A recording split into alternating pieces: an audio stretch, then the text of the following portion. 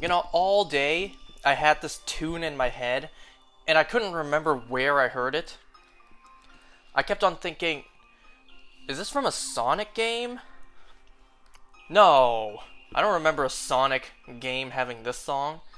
And then I thought, what other games do I play that I heard this theme before?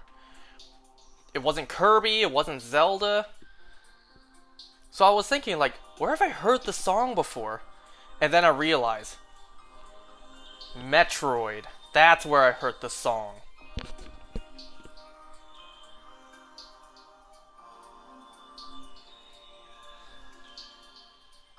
Hi, Derpy. What's up? Well, you showed up right away today. Tell me, is the music too loud? Or is it not loud enough?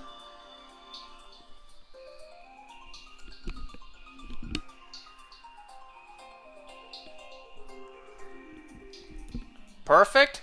Great.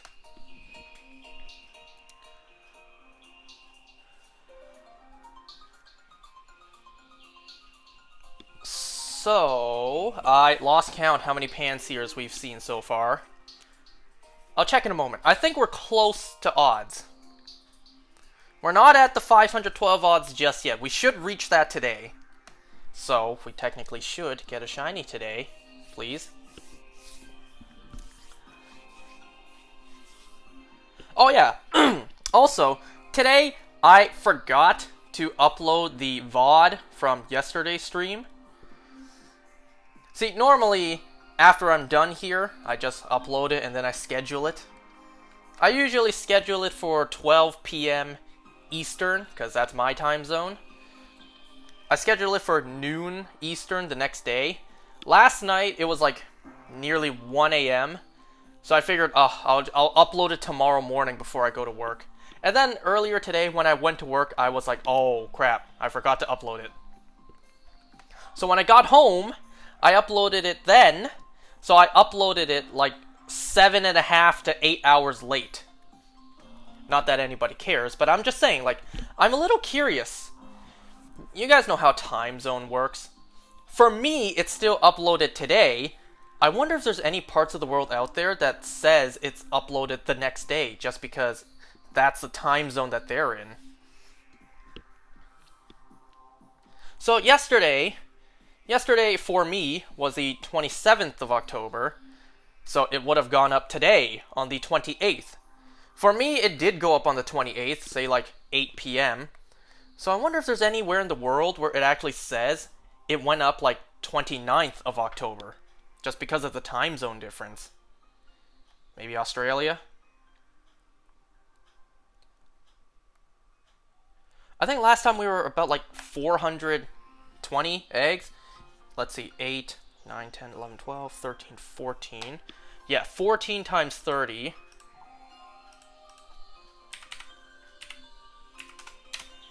Yeah, 420. So, just under 100 eggs left, and we will reach odds.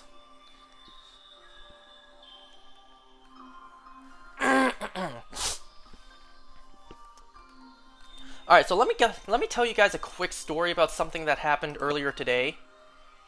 And you know, I vented about it to my friends. It's a really small thing. Like, nothing actually really happened at all. But still, I just want to vent about it real quick. So, earlier today at work, I got a call from a lady who was asking for pretty much like a price inquiry. So she wanted to ask for a price on something. So, first of all, she asked if we have it in stock. I said, no, I would have to order it. Then naturally, she asked, how much would that cost? You know, the way she said it was, how much would it cost if I buy it from you guys?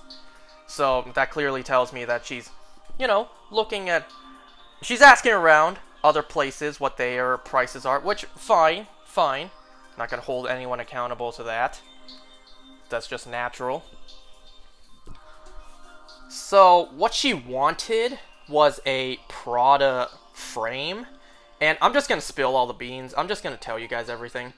So, the truth is, for us, if we were to order the frame in, it would have cost us $188 to order it in.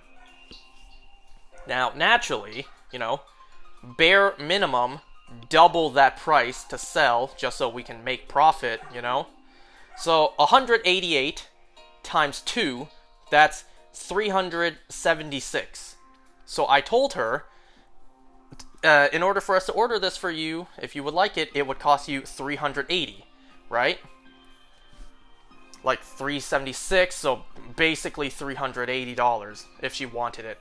And then immediately, the first reply I got was, "Can you do any lower? Is there any discount to that price?" Once again, I have to tell everyone, every single person who walks through my doors, that is the best price we can do. That is the best price that we can offer. And then, she's just like, "Okay, thank you. I'm just going to think about it, and then I'll reply back if I decide on anything," right? See, what I need to vent about right now is the fact that, once again, everyone has this mentality where, by default, you just don't accept the price you're told. By default. The moment you hear a price, everyone instantly goes to, "I don't need to pay that price." So, basically the stuff I told you is a lot of like confidential stuff, Customers aren't supposed to know the price that businesses order the price in and then sell it to them, But like, what makes people out there think that the price they're being told isn't already the best price and that you have to ask on top of it, right? Now, I get it. Not all businesses do that. Not all businesses offer the best price right away because it's like a business tactic, right? You purposely tell the customer the price slightly higher so then you can tell them like, "You know what? I like you. I'm going to lower the price just for you. No one else, just for you." Make the customer feel happy. Make them feel like they're getting a better deal. I get that, okay? But like, come on. No consideration, no acceptance at all. Instantly, the moment you hear the price, the first thing your mind goes to is, "I don't need to pay that. I can pay less than what I was just told."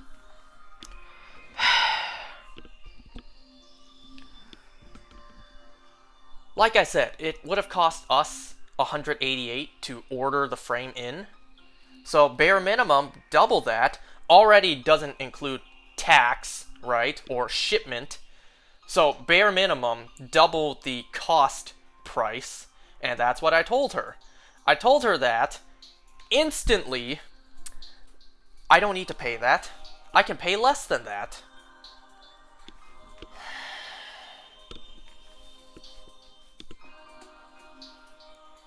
I just don't understand that mentality.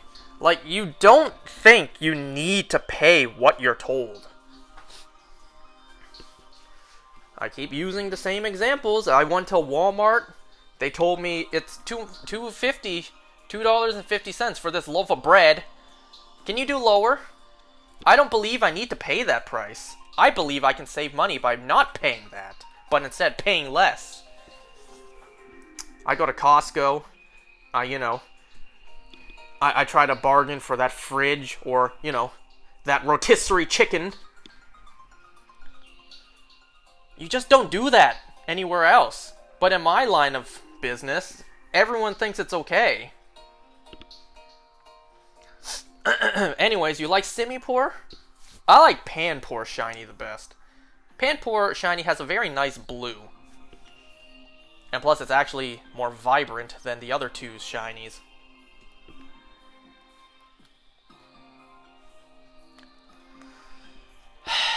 So yeah, I just had to vent about that real quick.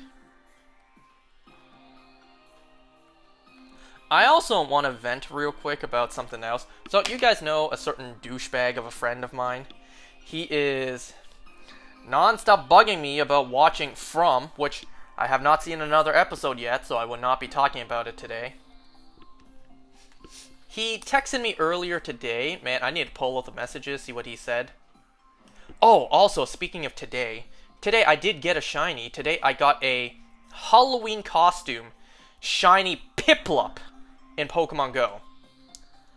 I wanted a Rowlet or a Froakie, but instead I got a shiny Piplup in a costume.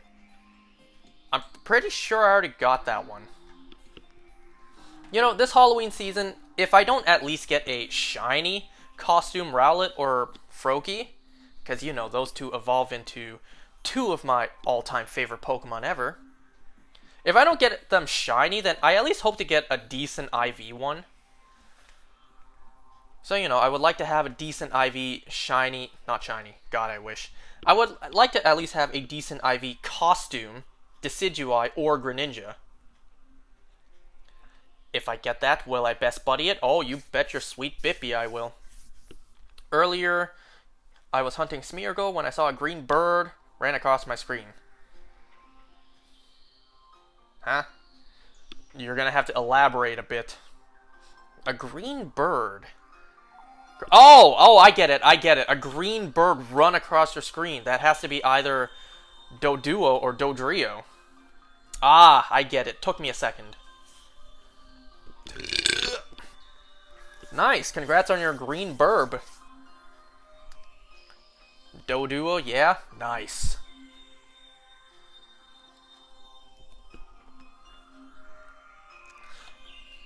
Okay, so, as I was saying, I pulled up the messages. My friend once again texted me today. He's not even provoked texting me. He just texts me like on a daily now, randomly, out of nowhere. He texted me, "Did you watch another episode?" And I said, "Yeah, totally. I'm already on season 4. If you don't get the joke, season 3 is airing right now. There isn't even a season 4 yet. And then he said it gets better at episode 7. And then I assume recently was like season 3, episode 6, I guess. Because he texted, "Bro, the new episode of From connects so much." And then I replied, "Bro, the new episode of Daryl Dixon was actually good." Because I'll be talking about that in just a moment. But first, so I'm having the time of my life teasing him about this show. So he says the new episode of From connects so much. I'm just like, cap. No way. Based on the show I've seen so far, actual answers? No way. I don't believe you.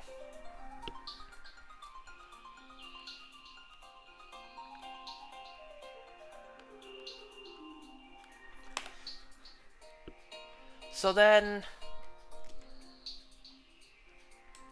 he said, he was like I said, binge watch the show. It's going crazy right now. I'm just like, excuse me? Did you really just tell me to binge watch a show? You telling me that? You, of all people, telling me to binge watch a show. He even had the nerve to send me the gif of, Shia LaBeouf going, "Do it! Just do it! Just binge watch the show." And I just replied, "Yeah, just do it. Just binge watch all of The Walking Dead. You know, the show that you quit after 2 seasons."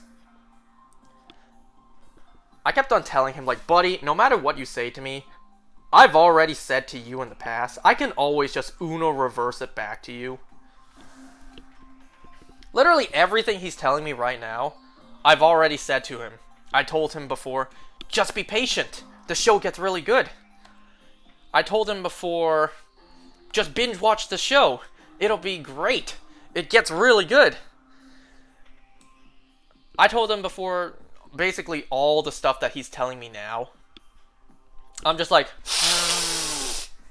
I smell the hypocrisy off of you.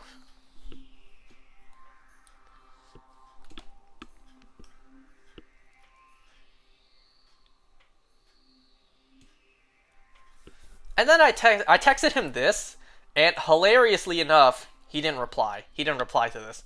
I texted him, "At least I'm giving it a chance despite the problems I have with the show so far." You, on the other hand, instantly complained they were talking about women 5 minutes into episode 1. If you guys remember the first episode of The Walking Dead, it cuts back to Shane and Rick in the car eating lunch, talking about, Lori yelling at Rick in front of Carl, and then Shane talking about his love life. So, 5 minutes into episode 1 of The Walking Dead, he was complaining, "Yo, these two guys are just talking about women. Where's the zombies? Where's the action?" It's like, man, if you're complaining about it being boring and slow 5 minutes into the very first episode, I can't help you anymore. At that point, why would I even bother recommending shows to you? Why would I bother recommending anything for you to watch anymore? 5 minutes into the first episode, man, I'm not going to bother with you anymore. Like, I'm not going to bother introducing you to awesome content that I love and I want to share. Man, you're on your own now. I'm not helping you anymore.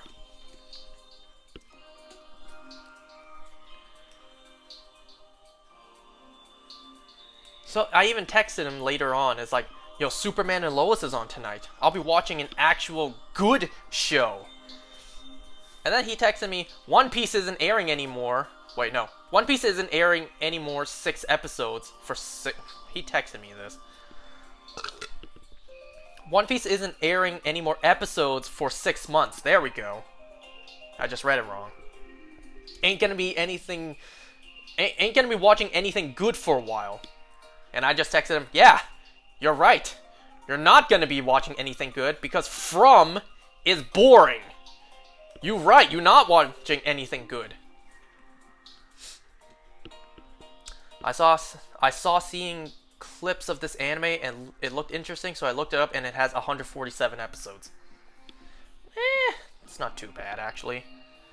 I haven't seen One Piece. I assume the episodes are like 20 minutes long, so 147 episodes, that's not that bad.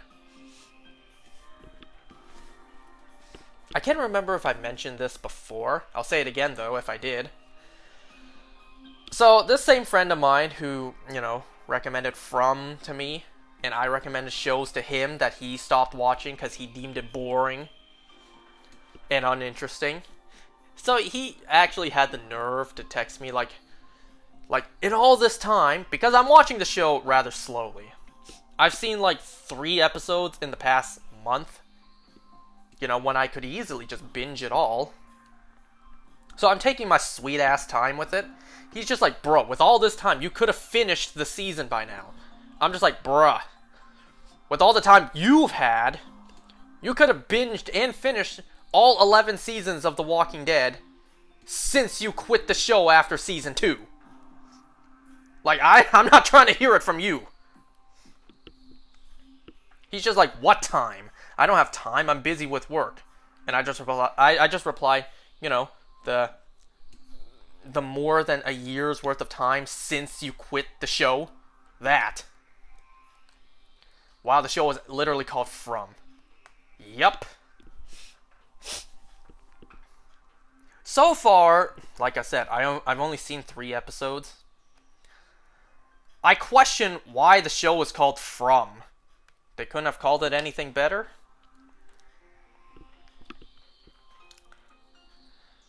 The only thing I can think of as to why the show is called From is like, where the things come from. Where are these guys from? But it's like, damn, that's quite a stretch. Couldn't have called it anything better? Like, absolutely nothing at all. Could have, nothing you could have called this show otherwise.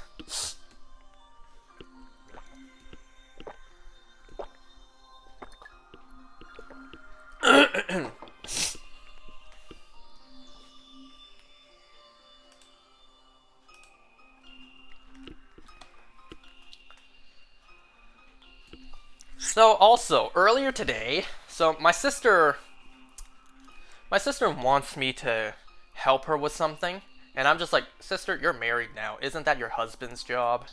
She's just like, no, he's not here, so you need to do it.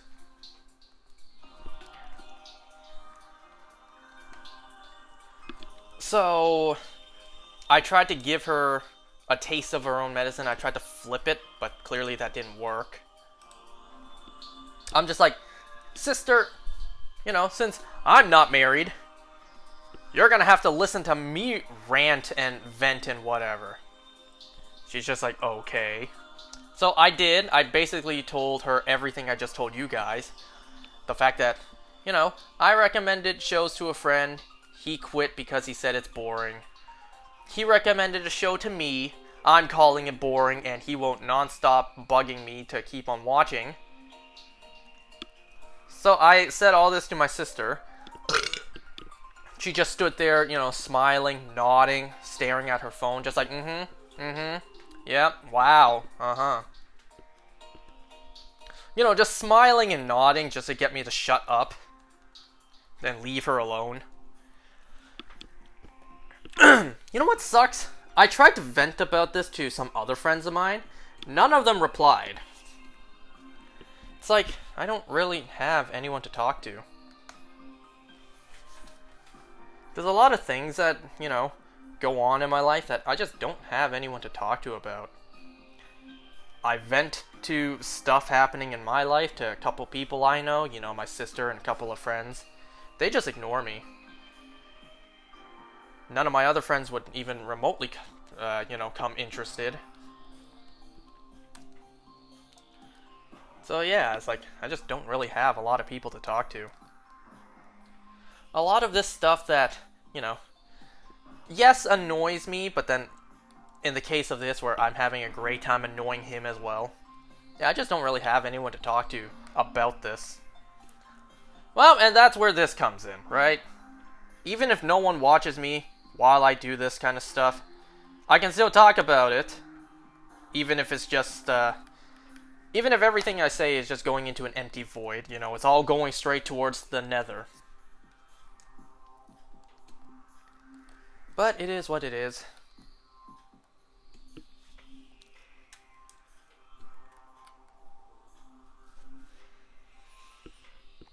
And speaking of which, speaking of me wanting to talk to... Wait, no. Speaking of me having stuff I want to talk about and nobody is interested, let me talk about the 2 episodes worth of shows that I have to talk about today. No episode of From to talk about, no Agatha or Penguin. Today, I have 2 episodes to talk about, those being Daryl Dixon, Season 2, Episode 5, as well as Superman and Lois, Season 4, Episode 5. Superman and Lois aired tonight, so I just watched the episode before being here, so it is fresh in my mind. Let's first talk about Daryl Dixon.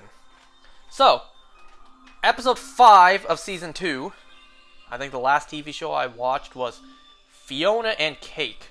What is that?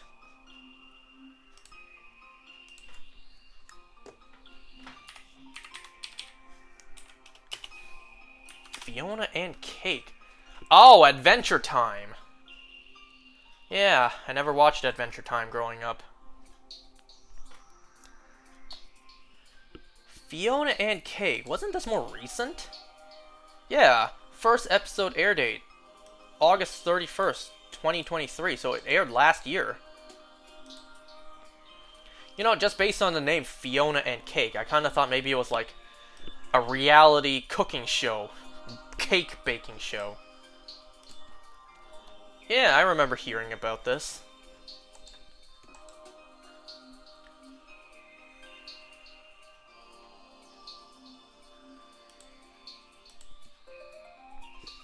Alright, so yeah. Season 2, Episode 5. Oh, it's getting a second season. Nice. Season 2, Episode 5 of Daryl Dixon. First of all, I want to say that this episode I liked. It was actually a good episode. I think it's been the best episode yet this season. And unfortunately, that's not saying a lot. Yes, the show has been pretty good. Debatably lately. It's all because of that damn runtime. It's too fast. It's 2 little episodes. 6 episodes isn't enough, so the pacing is just lightning speed. So, the past 4 episodes, the pacing has just been way too fast to be actually enjoyable. But this episode, the pacing wasn't too bad. It was, it was still fast in the scope of like the overall season is too fast. But then again, it's like this one episode, the pacing wasn't too bad. As well as the story of the episode wasn't too bad. So last episode, we saw Madame Gené's death, as well as the merger between the Nest and Pouvoir. This episode, let's see, how did this episode start? Oh yeah. This episode starts with, I believe, Daryl and Carol walking back to where Ash is. Actually, no. It started off with the car breaking down, and then they walked the rest of the way to the stadium where the plane is parked, as well as Ash. They arrived there. First of all, Ash... Whoops. Not all the eggs have hatched. First of all, Ash built a fortress around the plane, like, good on him. But, people still tried to get in. Understandably so, people in France would see a plane land, because that kind of thing just doesn't happen, period, in general. So people see a plane land, people want the plane, right? They want the plane to try to leave and find someplace better. So when Carol and Daryl arrive, they see Ash is missing. They see Ash has built up a fortress as well as built a bunch of traps. Those same traps have killed a good number of people trying to get in. One of them's alive. He didn't really say much. He basically just said Ash left. He ran for his life or whatever. And he hasn't come back. So then we cut to Ash running for dear life, running for his life from a horde of walkers. Thankfully, they weren't the super walkers. They weren't Pouvoir's experiments. Otherwise, he would have been gone. So Ash, he jumps into a car, and I don't know how often, I highly doubt at all, you're going to find a car in the apocalypse with the keys still in it. Still, if not hanging up top, then in the glove compartment. I don't know how many cars in the apocalypse you're going to find with the keys still in it, but whatever, I suppose. They were at the Maison, I think it's called. The main, research place for Pouvoir. So I guess they would have functioning cars. So fine, I'll give it a pass. I'll give it a pass that he actually found the keys. But the car wouldn't start, so he tried to, open the door really hard so that it would push the walker away so that he could keep running. But then the door got slammed into his face and he had, a concussion. And then we learned that was, 2 days ago. I think. I think later in the episode, it's been revealed he's been stuck in that car for 2 days.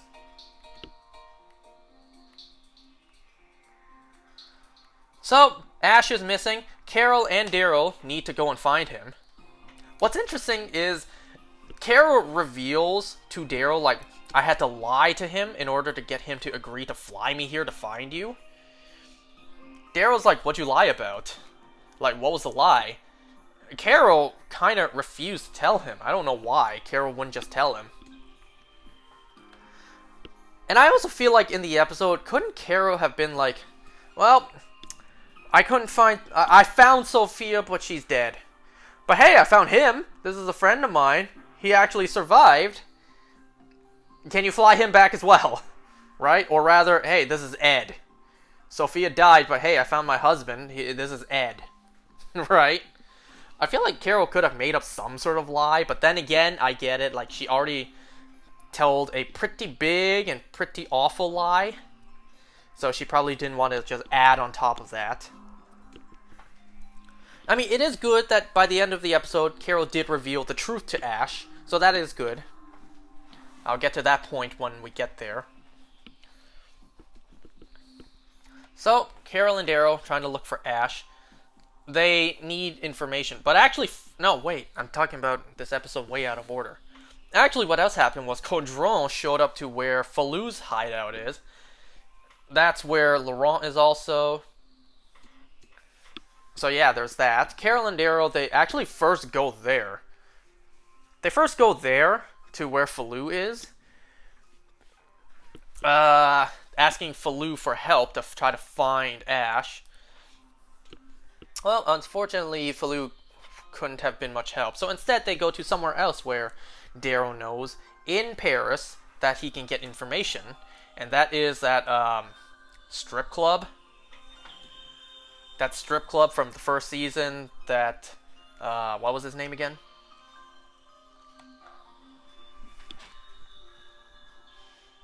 Crap, I forget his name. Laurent's father. That guy. Why do I think his name is Avery?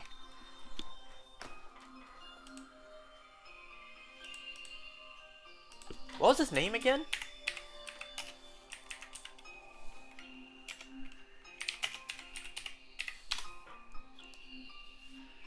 No, it was Quinn. There we go, it's Quinn. That was his name, Quinn. That's right. Yeah, the nightclub that Quinn ran. So they went there, they meet up with Anne, that was her name. A lot of cleavage there. They meet up with Anne and they learn that she also saw the plane land, or she heard about it. There was also fuel, so they know that the place has fuel. They hear, oh crap, the eggs. They hear something about the Mire Maison, so they go there, trying to find Ash. So they go in there, and hilariously enough, coincidentally enough, Carol actually finds the tape that Daryl recorded all the way back in the first episode. I mean, it's kind of nice that Carol found that tape to hear that Daryl was, ultimately still trying to get back to America, no matter what happened. So it is nice. Well, Pouvoir and the Nest aren't far behind, because they actually arrive at Falou's place, looking for Laurent, right after a moment where Laurent and Condron talk, which was a nice moment. I find it fascinating that this whole sequence was shot inside of a studio. The setting in the show is that this is meant to be a rooftop. If you look behind the scenes, all of the, the sky footage, all the shots with the sky in the background, that's all blue screen. So, pretty cool. So, Daryl brought Laurent's Rubik's Cube back to him, and then that's how Losang was able to tell that Laurent's here because of that Rubik's Cube. There's also a development in this episode where, Daryl wants to bring Laurent back to America. Not only because, he cares about this kid, but also because France is dangerous for him. Pouvoir and the Nest have joined forces to find Laurent, so he's in danger. It's dangerous for Laurent to stay here. So, bring him back to America, where those two merged groups can never find him. But Laurent doesn't want to go. He doesn't want to go back to France. What? He doesn't want to leave France to go to America with Daryl. It's revealed that he doesn't want to do that because he doesn't want Daryl to die. Everyone Laurent loves has died. Everyone, all the nuns at the place. Sylvie died. Isabel died. His mom died. His father, Quinn, died. Like, everyone Laurent cared about has died. So, he cares about Daryl. He doesn't want Daryl to die. Laurent is blaming himself for everyone's death. Everyone around him is dying. Later on in the episode, Condron takes Laurent to that strip club place in order to get away from Losang. Daryl's there asking for fuel. But then, hilariously enough, Losang comically and coincidentally just shows up at the exact same time. So they need to run. So they try to leave through that underground underground passage made of skulls. Sorry, I forget what that place is called. I think that's a real place in France, too. So they do that. So Daryl hides Laurent in this small little, like, almost fireplace kind of location with one flimsy board covering it. I don't know if anyone else got this vibe. I was getting the vibe of, you know, Rick telling Sophia to hide here. I'm gonna be back for you. Like, I was getting those vibes, so I was pretty afraid, like, oh no, we know what happened to Sophia. So I was really afraid Daryl would come back and Laurent was gone, or something would happen to Laurent. Yeah, that didn't happen. Laurent's fine. Actually, like, the group of three, Daryl, Laurent, and Condron, they split up. Condron is a beast, and he just takes out, you know, the people. He actually gets into a fight with Losang's second hand, so that lady, who I forget the name of.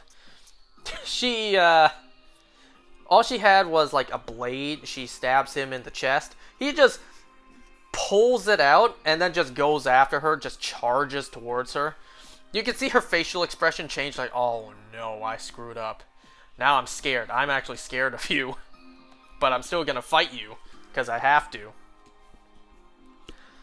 There's actually also a fight between Daryl and Losang. Now, I did get this part spoiled.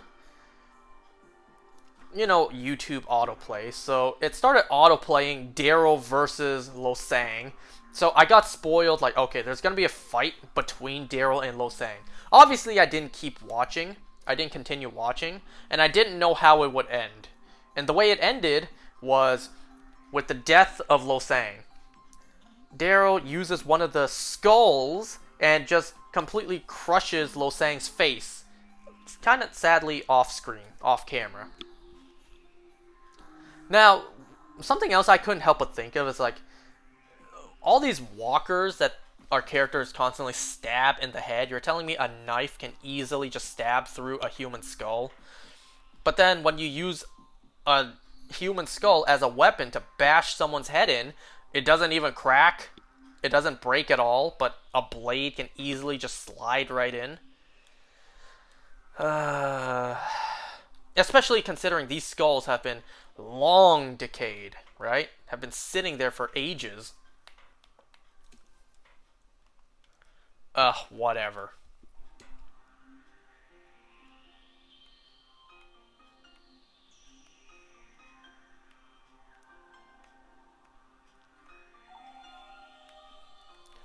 So then, I think even before the sequence, I'm talking about this episode way out of order. Carol finally reveals to... Oh my god, I forgot to talk about that moment. Daryl and Carol actually find Ash in the car. They actually go up and, you know, they start killing walkers. But then it's like, why didn't you just kill all of them? The two of you are basically forces of nature. You've taken out worse. You could have, like, taken out all those walkers. Why'd you only kill some? And then hop in the car to check if he's in there and basically trap yourselves in there. Why didn't you just take them all out? I know, taking out a horde of walkers by your two lonesomes is harder than it looks. But it's like, come on, this is Daryl and Carol. We've seen them take down worse.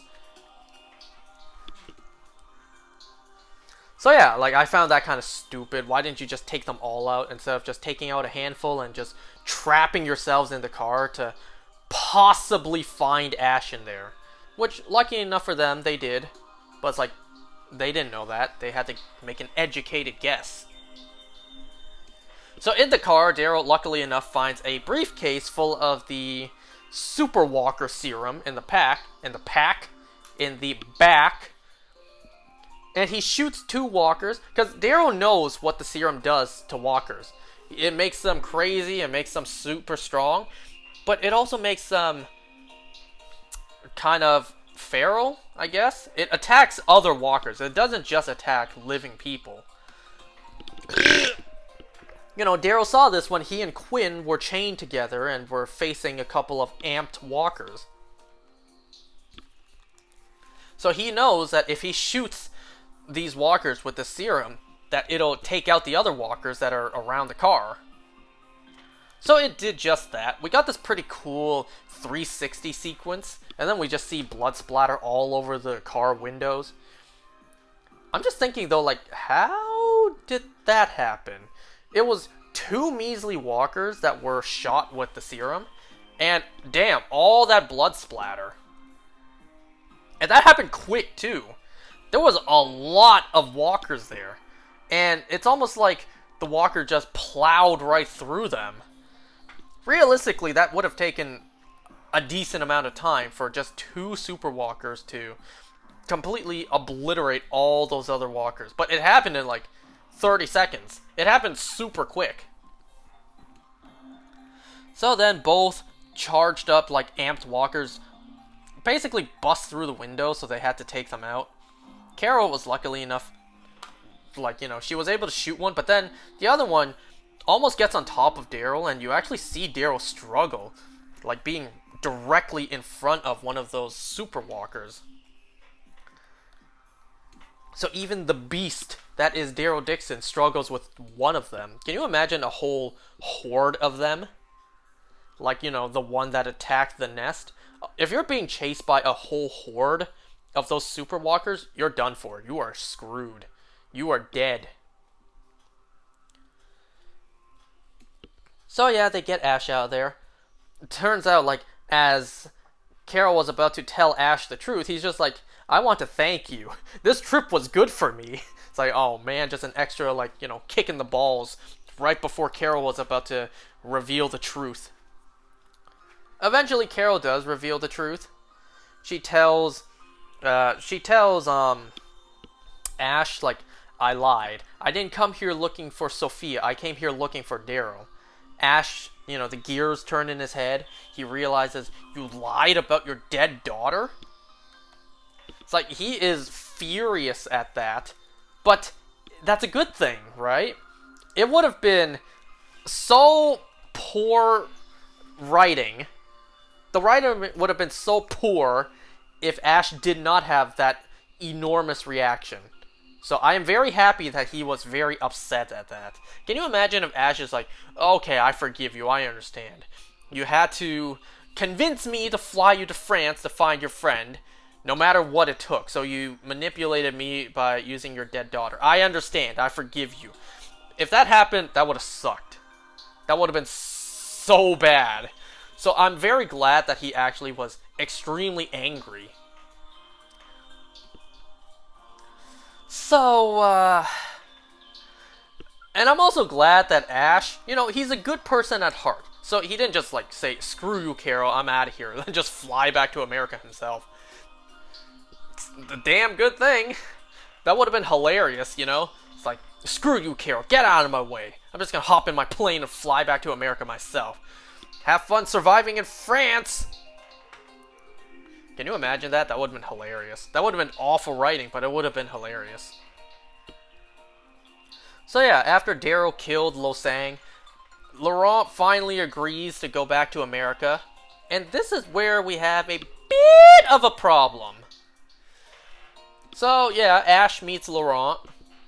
And it's sadly revealed that the plane will never take off with 4 people. And yeah, I was thinking that the whole time. That small-ass plane barely looked like it had room for 3.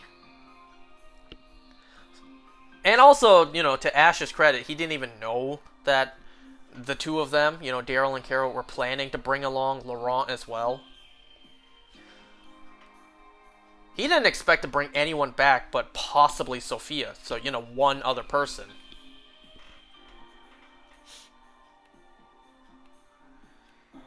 So yeah, I was thinking that the whole time watching the show. Like, even from the first episode, like, does that plane even have room for a 3rd person? It barely looks like it has enough room for food and water.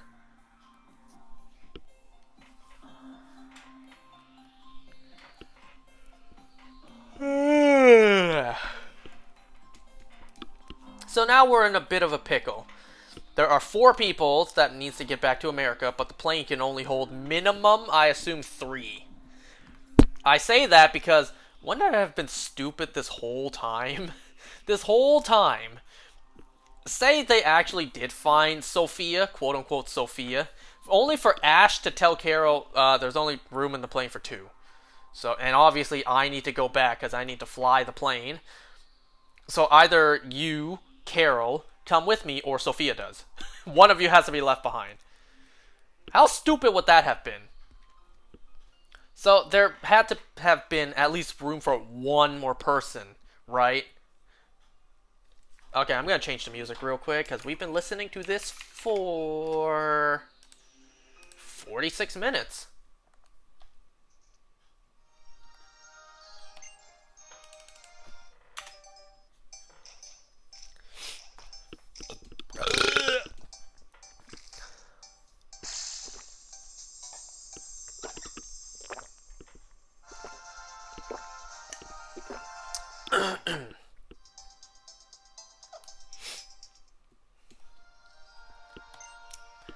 And I think we can all make an educated guess on what's going to happen, like who's going to actually board the plane back to America, and who's going to, go to Spain. I'm pretty sure in the season finale trailer, the trailer for the season 2 finale, we literally see Laurent in the plane with Ash. And we know Carol and Daryl are going to go to Spain for season 3. So I think we can all already guess. Ash takes Laurent back to America. Daryl and Carol find another way back to America, and that leads them to Spain. Right? Because Carol is not going to leave Daryl now that she just found him.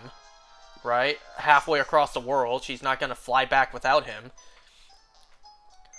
So, Ash is... I'm predicting... And I don't think this is a hard prediction to make. Ash is going to fly Laurent back to America while Carol and Daryl stay in France. They find a way to go back to America, and that leads them somehow to Spain for season 3. Yeah, that's my prediction. I think I am probably 99% correct.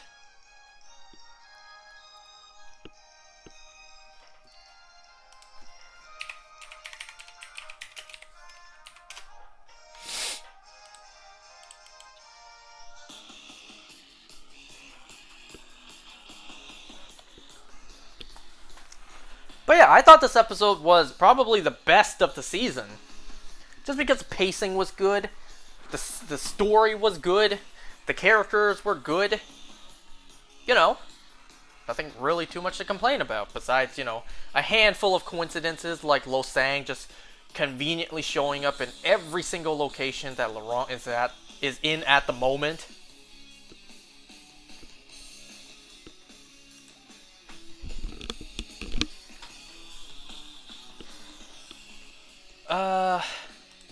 Well, yes, Losang did die. All the villains introduced so far are dead. So, Janae and Losang, they're dead. Actually, Losang's second hand. I'm going to look up her character's name.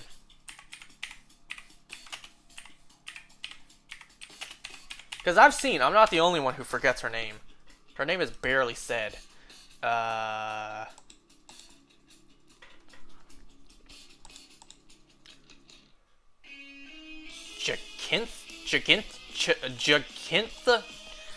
Jacinta. Her character's name, Jacinta.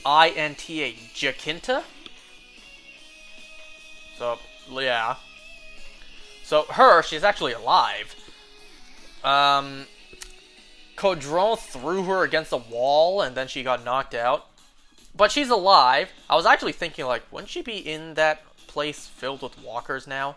Because maybe Losang, his brain wasn't damaged, so he's gonna turn. And then weren't a couple of other guys, not shot in the head?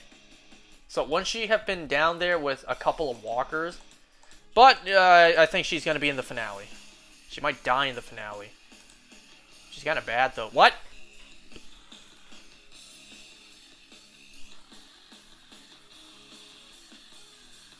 So, there you have it. Season 2, Episode 5 of Daryl Dixon, The Book of Carol.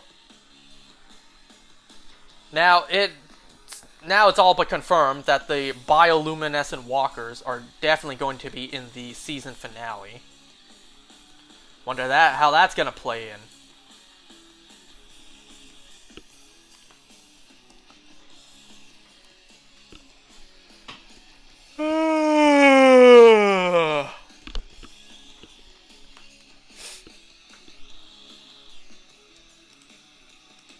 I also saw, hilariously enough, on the Walking Dead YouTube channel, there was a community post about Isabel's death. The comments are absolutely hilarious on the fact that everyone hates it. Everyone hates the fact that Isabel died. Absolutely nothing but hatred for that decision. I'm going to look it up too, real quick. I'm going to look up the post just so I can read some of the comments. There's 144 comments put on this as of right now. So this one here, I saw that one coming. They always kill off the main character's love interest. The other one I think is going to die is that poor schmuck that Carol manipulated into taking her there. There was another one. Personally, I think there was room for both Carol and Isa. Even if she didn't make it all the way back to America, it would have been cool to see how their dynamic turned out. It was a horrible decision to kill her off. So much potential gone. I think it was stupid. They killed plenty of interesting characters up until this point, and had no business killing Isabel as well. Every time Daryl gets a love interest, they either fold or die on him. Crazy.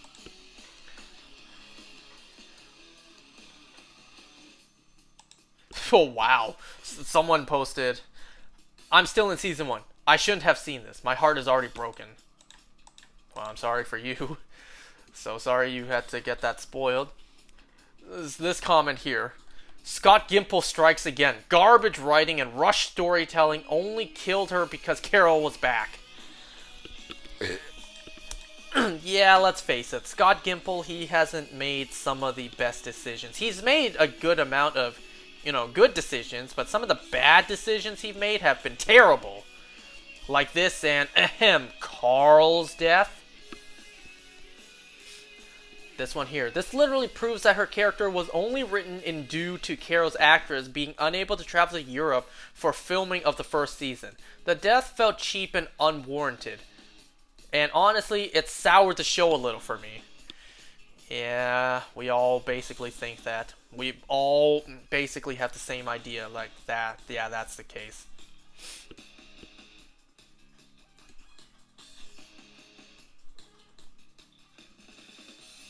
Someone here is actually defending it. This comment here is, it's The Walking Dead. Characters die. The show is only getting better every episode. Really? Really? Only getting better every episode. Well, everyone has their own opinions, I suppose.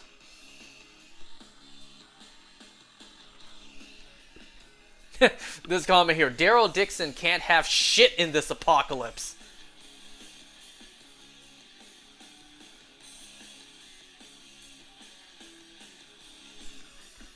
Like, if you don't believe me, here. Like, I'm actually looking at the comments right now.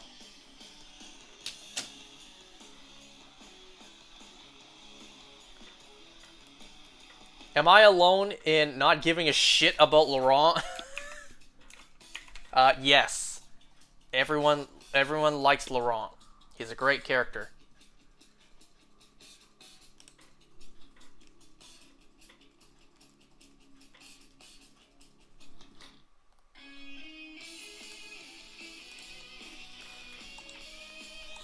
This was so stupid. I wish the show would actually care about the fans and what they want / listen to their feedback instead of constantly making the worst decisions ever. Dear Scott Gimple, please stop this. This felt like a Beth to me. Beth didn't need to die, and neither did Issa. They were both deserving of longer, fuller lives. And just to go out like that, kinda disappointed. Poor Daryl, man. Wow, this comment's actually in French. I'm gonna translate this, I'm curious.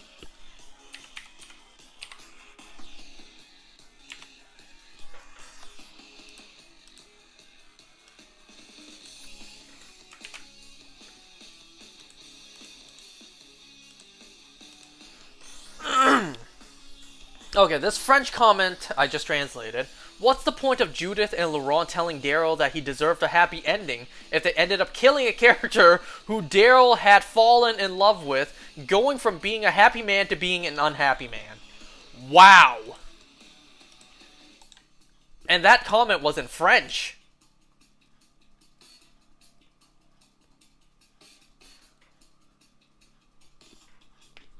Wow, this comment here. I knew she was going to die as soon as she appeared. Shake my head. I think Isabel's death was the wrong decision. It was better to let her live. But on the whole, I don't care about her, and neither does Daryl, lol. What? What do you mean?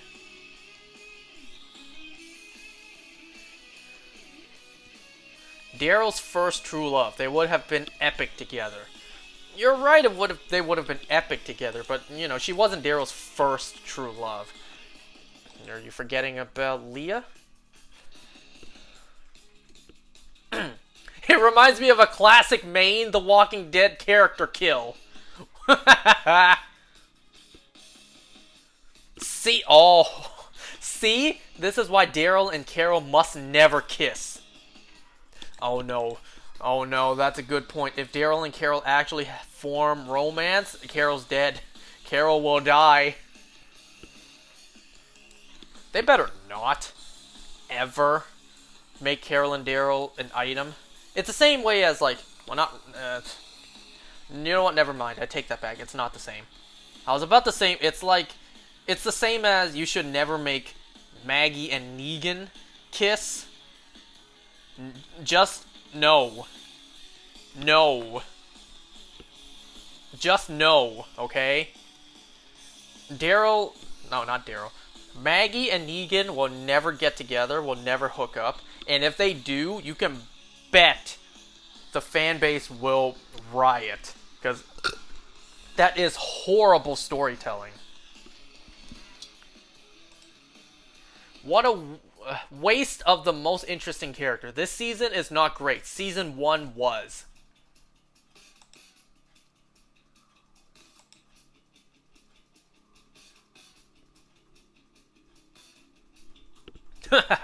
I'm straight thinking they're gonna give Daryl Jeffrey Grimes' death. They better not. One comment said, dude, if you stopped watching after The Governor, what are you doing here? Yeah, that's true. If you stop watching after The Governor arc, what are you doing here? Wow, one comment just says, fire Gimple.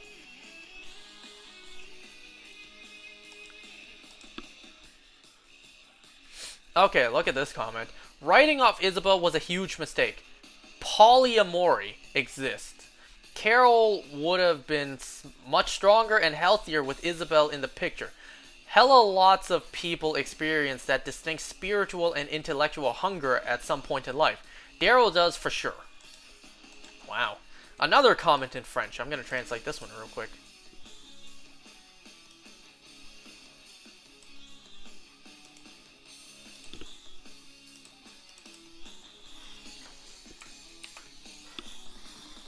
Alright, here's what the comment read in French. Unnecessary death. Reminded me of Carl's. What need to do it? Like, what's the point, right? Why did you need to do it?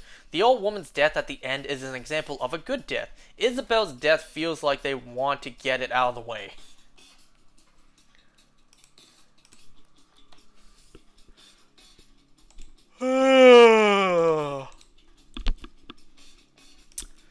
One comment here is like, some people aren't currently with the episodes, so why do you post big spoilers? No, it's not in my memory. I haven't seen it yet. Hashtag first world problems. Yet another French comment. Another mistake by the producers. There's always something wrong to be done. Where we really to give more emphasis to the series. They go and do something bad. Translation was a bit off there. The most stupid decision in this show so far. Carol is one of my favorite characters, but if it meant killing Isabel off, I wish she had never appeared. Such a waste of a good character just to cater to Daryl/Carol shippers.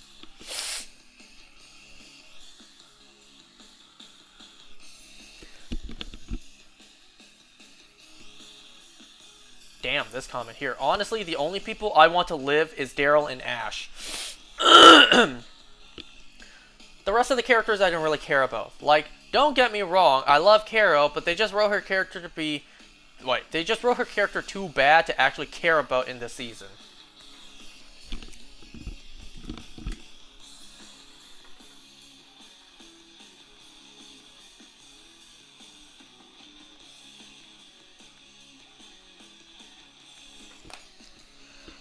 Okay, I think that's enough of that.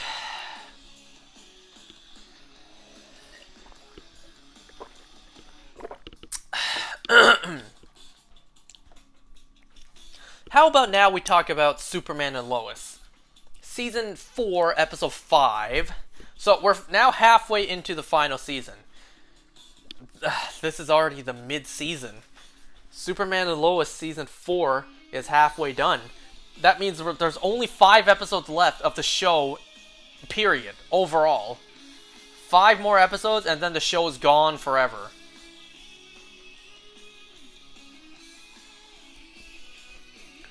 I can't even be like, damn you, James Gunn, because it's not his fault, right? It's actually CW and Nextstar's fault.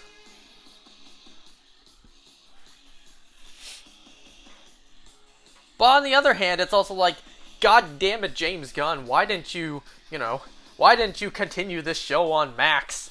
Why? If the budget for the show already looked that great on the frickin' CW... Imagine what the show would look like with a Max budget, right? In another universe, we were treated better. Okay, well, Superman and Lois Season 4, Episode 5. A couple things happened in this episode. So first of all, this episode is the first appearance of Elizabeth Luthor, played by Elizabeth Henstridge. And, oh, don't I feel old, because, oh, my Gemma Simmons has grown up. She looks much older. So now I feel old. The Gemma Simmons I watched grow up, she's older now.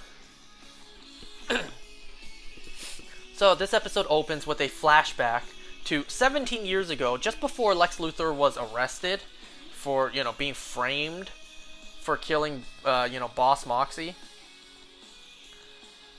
So flashes back to Lex Luthor getting a divorce, and then, Elizabeth is there when she's not supposed to be there.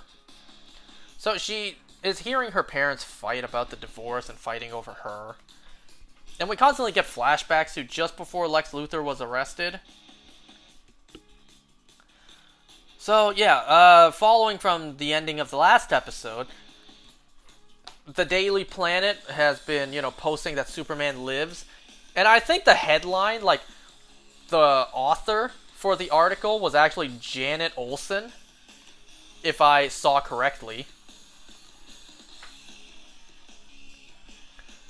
I don't understand why.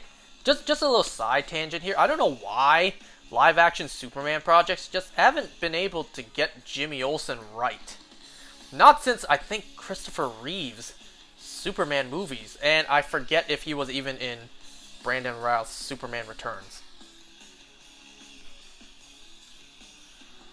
Like, Smallville, yeah, we had Jimmy Olsen, but that Jimmy Olsen for majority of the show was Jimmy Olsen's brother, James Olsen.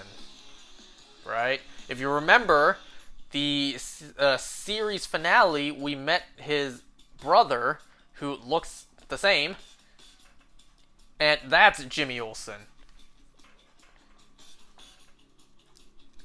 Throughout the runtime of Smallville, we saw James Olsen, I think. Now I barely remember. We saw James, or whatever, Jimmy Olsen, his brother. Right? So, we didn't actually get to see the proper Jimmy Olsen, because he appeared in the series finale. You know, trying to take after his brother. And then, you know, the DCEU, Batman v Superman, they killed off Jimmy Olsen right away. To the point where, when I was first watching the movie, I didn't even realize that was Jimmy Olsen. Superman and Lois, we just don't have a Jimmy Olsen. On Supergirl, we had James Olsen. He was barely called Jimmy Olsen, and obviously he looked nothing like Jimmy Olsen. He didn't act. He looked and acted nothing like Jimmy Olsen. Oh, the music's over. Uh-oh. Turn off the volume before an ad plays.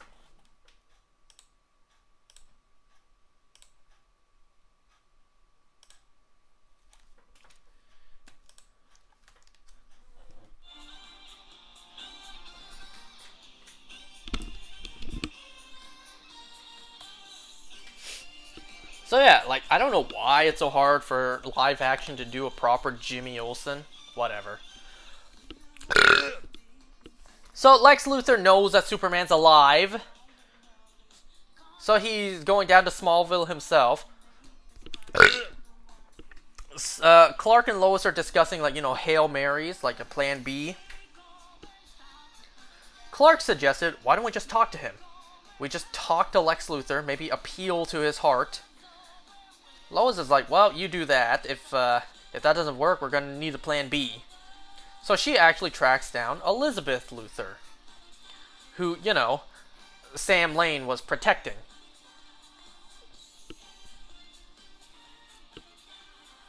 So, yeah, Superman talks to Lex, you know, father to father.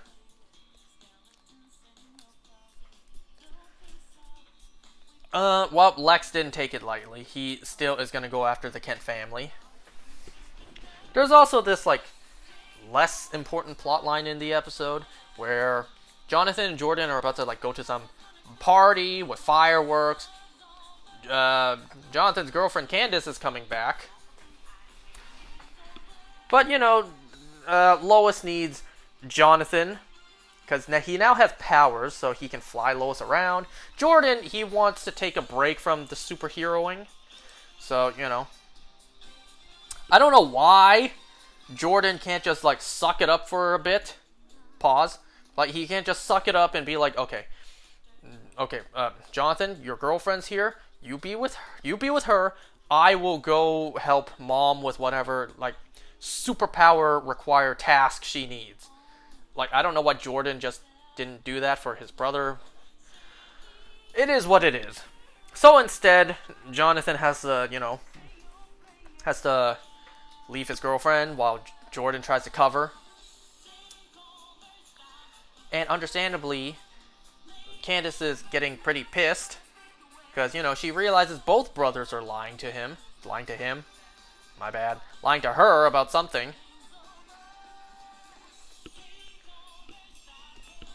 Well, actually, what Lois needed Jonathan for is the fact that she found Elizabeth Luthor. She flies to, I don't know, I assume London or France, somewhere French. It sounded like French, so maybe in France? France, how convenient. So, when I first saw Elizabeth on screen, you know, both the character and the actress, I was thinking, like, she looks a little, bigger than I last remember. And then, you know, it just turns out that the character is pregnant. About 6 months pregnant, so Lex Luthor's going to be her grandfather. Elizabeth wants absolutely nothing to do with her father. even if he was framed for, the killing, the death of Moxie, Elizabeth still knows that her father has done other terrible things. Even if he didn't go to prison for that specific reason, he still deserved to go to prison for everything else he did. So she wants absolutely nothing to do with her father. Well, Lois convinces her, please, he's going after my family. I would not ask this of you unless it was dire. We tried to appeal to him. He won't listen. He's trying to destroy my life. Our only option is you. So she reluctantly agrees to meet with her father. At first, she has nothing but hatred for her father, so she almost leaves. But then Clark convinces her to go back and maybe give him a chance, because Clark appealed to Elizabeth's heart. Clark was saying, I lost my father at a young age too. I miss him every day. I'm afraid that if you have this opportunity, I'm afraid if you don't take it, you'll regret it. So Elizabeth goes back and tries to, reconnect with her father, but it doesn't go well. At the same time, Lois grabbed Sam Lane's ELT, which Luthor modified to call Doomsday instead. I was thinking, is Lois actually going to call Doomsday?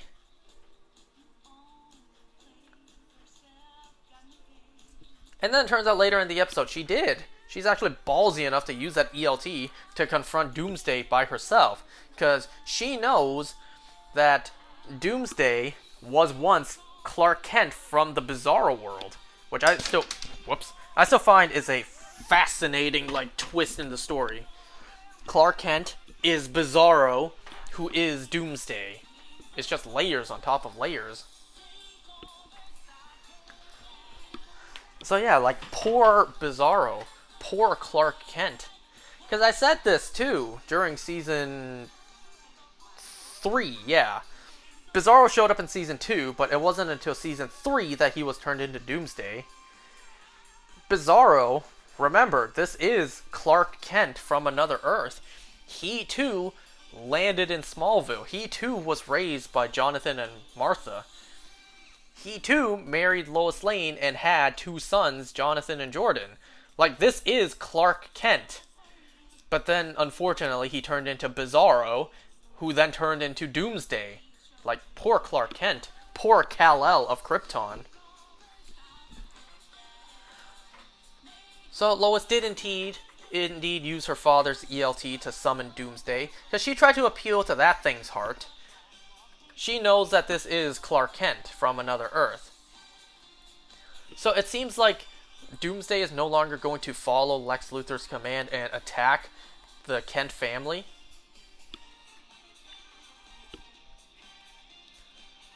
By the end of the episode, when the fireworks were happening and, Jordan actually tells Candace everything about who their father is, that way she can stop being mad. When Clark was okay, it didn't work out between Lex and his daughter. We have to get the boys to the fortress because Lex is angry. He's going to send that monster.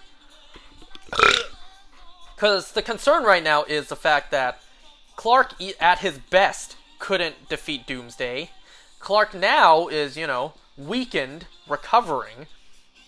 He stands no chance against Doomsday. He didn't even win when he was at his full strength. So, the concern is that. Lois was we don't have to worry about that thing attacking us anymore. I was low-key expecting Doomsday to just, walk out of the corner, just be there. I was kind of expecting that, but no, he just flew off and we don't know where he is right now. Also, it seems like it was going good between Lex and his daughter. Elizabeth seems like she was reconnecting with him. But then, unfortunately, some answers are so what have you been doing? How have you been since you left prison? I haven't gone to Metropolis a lot. I've been here. Oh, you've been here because of Lois Lane. She needs to pay. She took 17 years of my life. So, Elizabeth gave Lex an ultimatum. Choose me or, your pursuit of destroying Lois Lane. Lex chooses punishing Lois Lane. So now Lex is even more furious that he had a chance to reconnect with Elizabeth, but because of Lois's actions, now he lost that chance forever. So he's going to blame Lois even harder now. And I'm so glad that, from the trailer, the Lex we're going to get afterwards, he's going to be in the Lexo suit as well as he's going to shave that goddamn beard. I can't wait. I can't wait to see Superman in the air fighting against Lex in a Lexo suit. Oh my god. You know what's really sad, though? The Lex Luthor we got on Supergirl, played by Jon Cryer, unfortunately with that stupid beard, but, the Lexo suit he had in that show was damn near perfect. You had the green and the purple. It looked great. Unfortunately, we didn't get Lex versus Superman. We got Lex versus Supergirl. And he had a beard. I just hate the fact that Lex Luthor has a beard. I'm actually okay with him having a full head of hair and a beard, because, those were flashbacks. But in present time, he's supposed to be bald.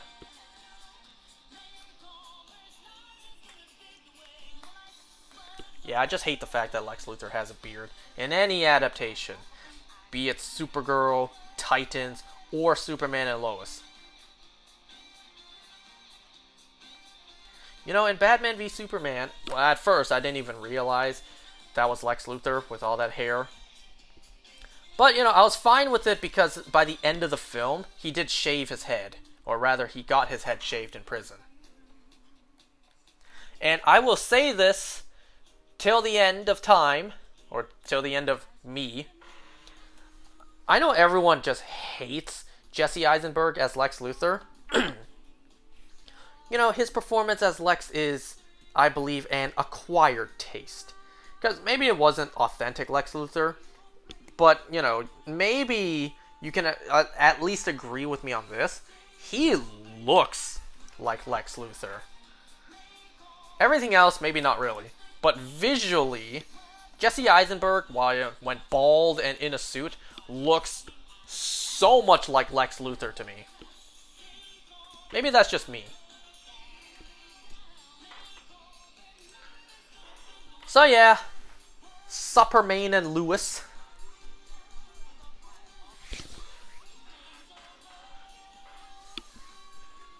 It breaks my heart to see, my Gemma Simmons grown up, all grown up.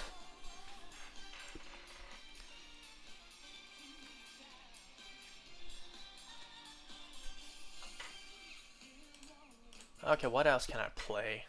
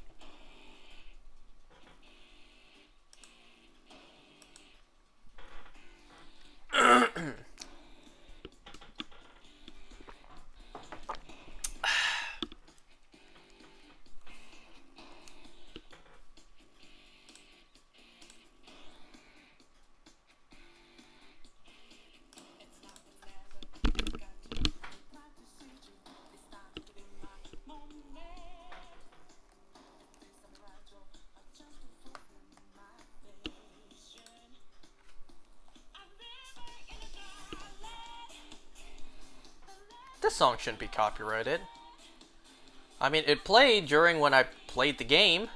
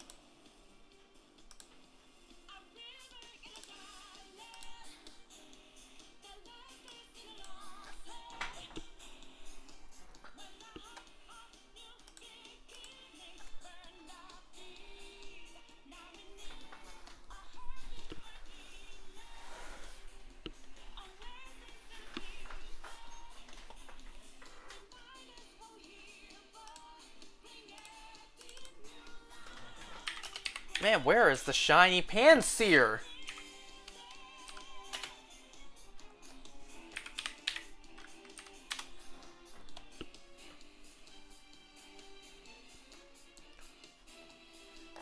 No, you know what? I want to listen to this instead.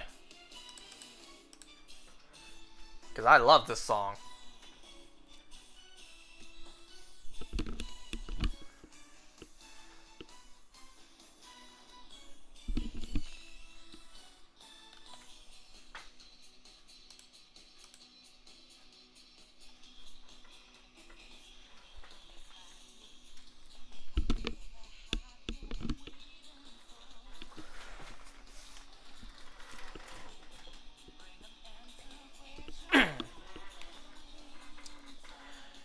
You know, I do know that some people are hoping for a possible connection to the Arrowverse with these, like, you know, last few episodes, with this, like, final season as a whole.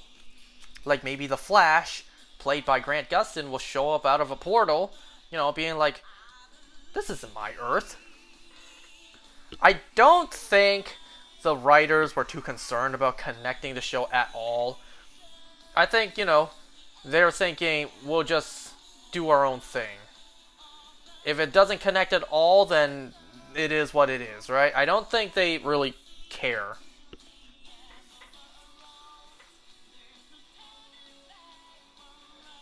I mean, not every DC project on the CW has connected to the Arrowverse. Remember the flop that was Naomi? Yeah, I watched it, and it sucked. I also watched Gotham Knights. I will admit, it actually wasn't that bad. I actually was enjoying it, despite, you know, the woke moments. Which there were. There were. The show was woke at times, but aside from that, the characters weren't that bad. The plot wasn't too bad, you know. When the plot was about the Court of Owls that killed the world's greatest detective, you know, Bruce Wayne. And, you know, Turner Hayes being an original character. I didn't think the show was that bad. It wasn't hot, unwatchable garbage. But then again, it's like, yeah, I recognize it wasn't the greatest either. You know, if it was clean from all the woke shit.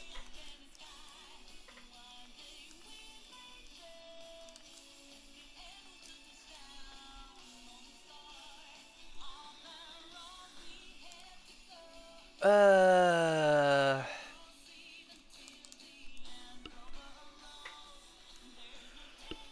Ugh.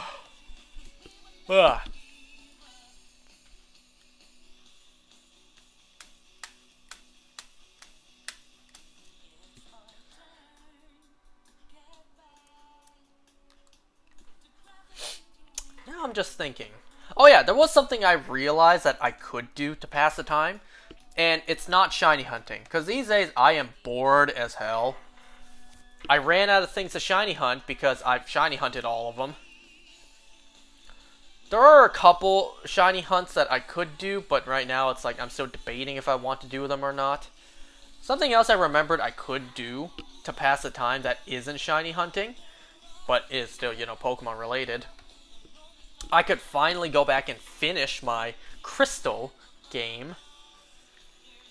Because my Crystal Virtual Console on my 3DS, so this right now, I never finished. I only got the first 8 gym badges in Johto, beat the Elite Four, and then I shiny hunted Celebi, and I never continued the game. Like, the whole reason I bought the Virtual Console and played the game was to get shiny Celebi.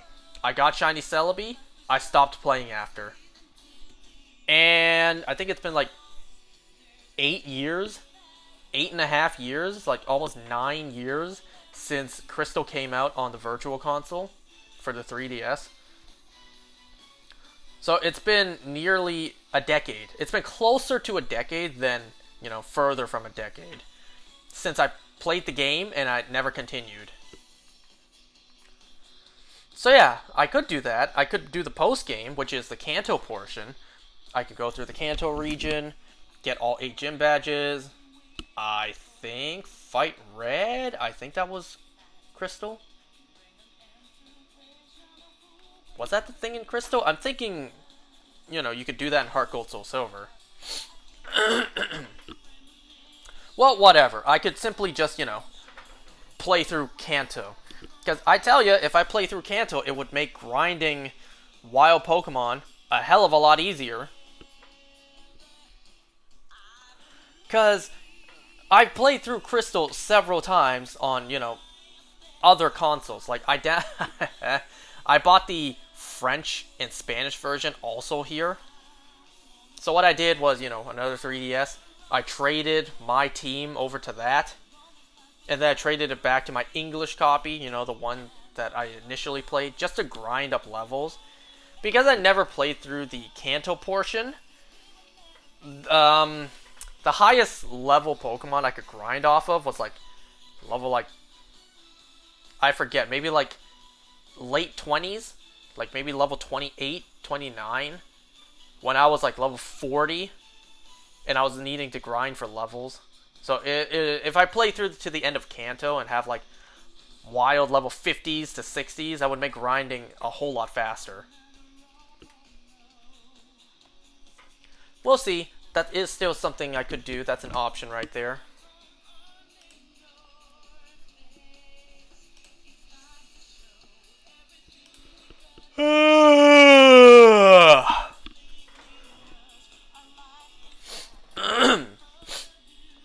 So, tonight, my sister went to her husband's place for the night. Tomorrow, I might get my day off from work, either tomorrow or Wednesday. Because Thursday is Halloween, and kids, they go trick-or-treating at work. You'd be surprised. Like, maybe trick-or-treating, you know, house to house in the neighborhood at night. Maybe that's not really much of a thing anymore. At least I don't really see it happen anymore. But, you know, kids still do dress up and go trick-or-treating at malls. Malls, they do trick-or-treating, right? In the past, I was blissfully wrong in thinking, well, Halloween this year falls on a school day. There probably won't be many kids. Oh, hell no. After school, they will absolutely go to the mall to trick-or-treat. And, you know, I think that's a much safer option. Trick-or-treating indoors at a mall. Going store to store instead of, you know, house to house in a neighborhood at night. That's definitely a much safer alternative. So yeah, this Thursday being Halloween, kids are gonna walk in the mall and trick-or-treat. It's gonna be really busy, so my sister and I both need to be there. Well, my sister, she just had a whole week off in Paris, so she's going there whether she likes it or not. So yeah, tomorrow I might need to wake up early, even if it is my day off. I might need to wake up early just so we as a family can go out for breakfast before work. Before they work. You know, my dad, he doesn't really eat. So one way to ensure that he does eat is we all wake up early to go eat breakfast before work. So, you know, we can guarantee he did indeed eat. I think my dad kind of doesn't like that, actually. I don't think he likes doing that. Waking up early just for the sole purpose of going out to eat breakfast first. I don't think he likes that. There's been a couple occasions I asked him, hey Dad, it's still early. You and I are both awake. Do you want to go out and grab some breakfast before work? He's just like, no.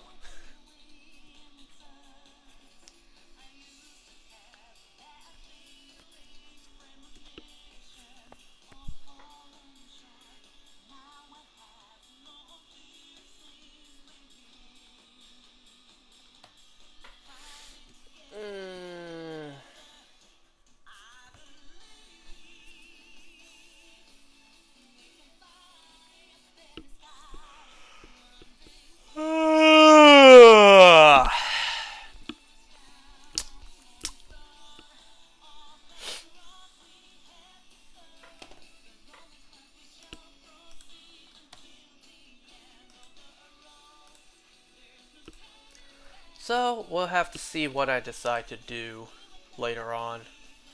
For now, I would love a shiny Pansear, which it is being very stubborn right now and not being shiny for me. Have I reached odds yet? I think I still haven't. Because if I ended off at 420 last time, which, nice. Even if I did 2 boxes so far, that's 60. 20 plus 60, that's 80. So I would still be at like 480. So I'm still not at odds yet. Let me see just how far I am. How many eggs am I in so far? Pause? Yo, do I need a pause on that?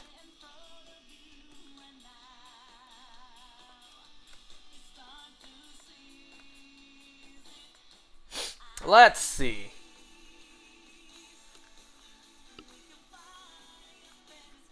First of all, these are the last 5 eggs of this box. 8, 12, 13, 14.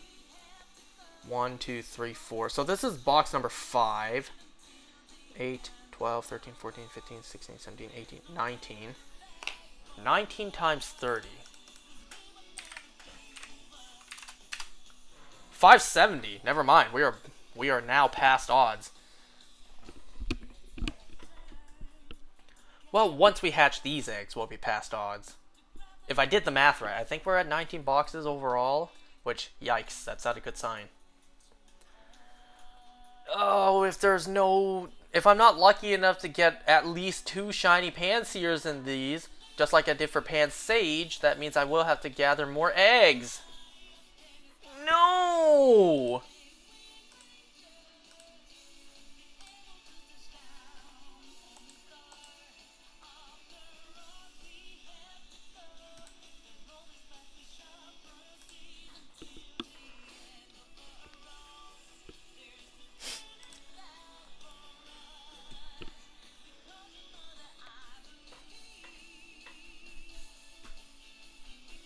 Oh yeah, can you also believe, I saw this online also, Agatha All Along episode 7 is the 2nd highest rated episode of MCU TV ever. So that episode I think got a 9.2. The Loki season 2 finale got a 9.4. It's like, man, what kind of bullshit is that? Agatha All Along had an episode that is the 2nd highest rated episode of MCU TV ever. Agatha has that? Not something actually good? Loki getting the number 1 highest rated episode, that makes sense. But not anything actually good? Like, you know, Moon Knight, WandaVision was aight. You know, it was pretty good. Nah, Falcon and Winter Soldier, that one's the one that deserves to be aight. And if we're oh, 2 more eggs. If we're counting all MCU shows, come on, Agents of S.H.I.E.L.D. Because I think I saw Agents of S.H.I.E.L.D. had like a 9.5 for one of the episodes. I think it's 709. Episode 9 of Season 7.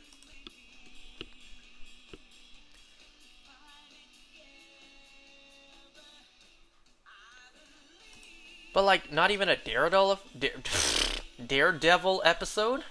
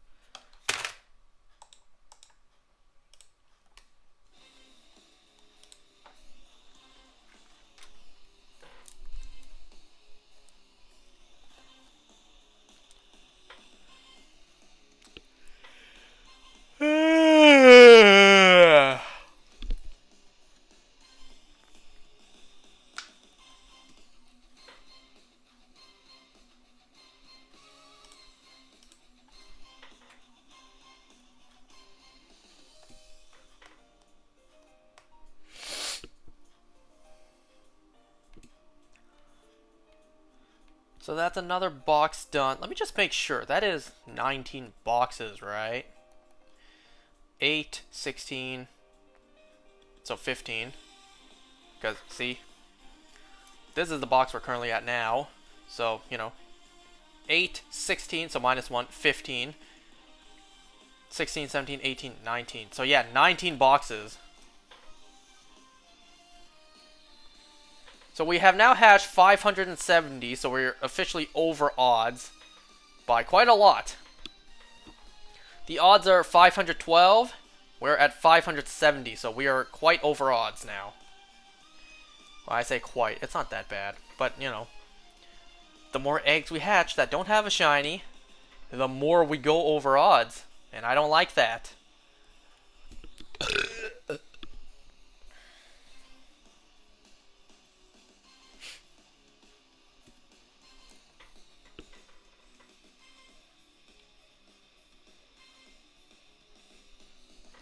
Why do I feel like that looks a little bit tilted?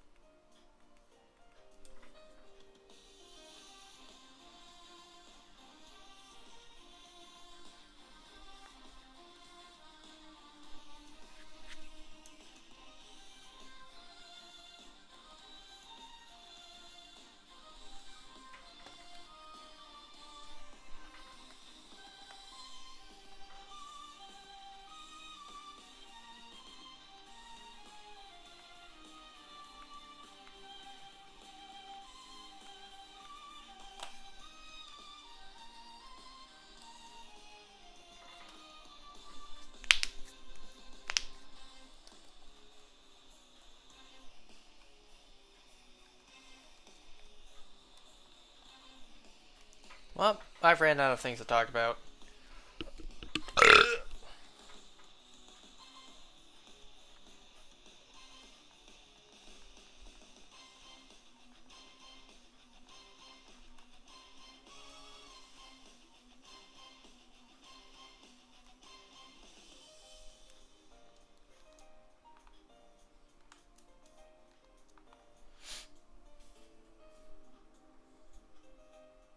I do have eggs, right? Okay, good, I do.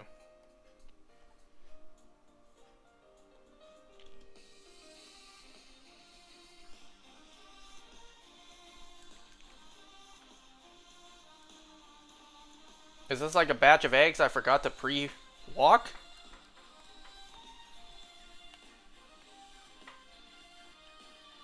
Okay, maybe it is.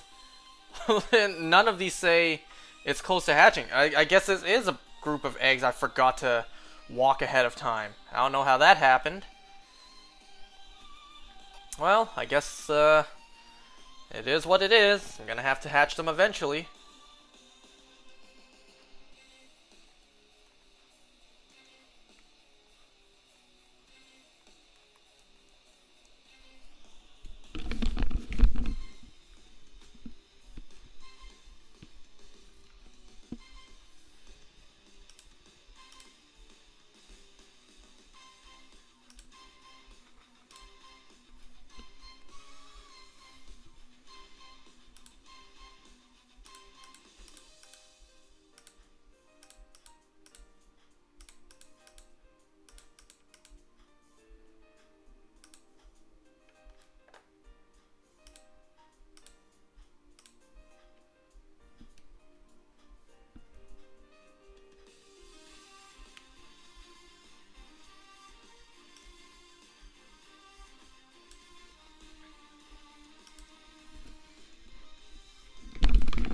Oh yeah, I just got reminded. You know what I have been seeing recently? So currently, as of me playing this right now, we are days away from the 2024 election between Trump and Harris. We are like 8 days away, so we're a week away from the election.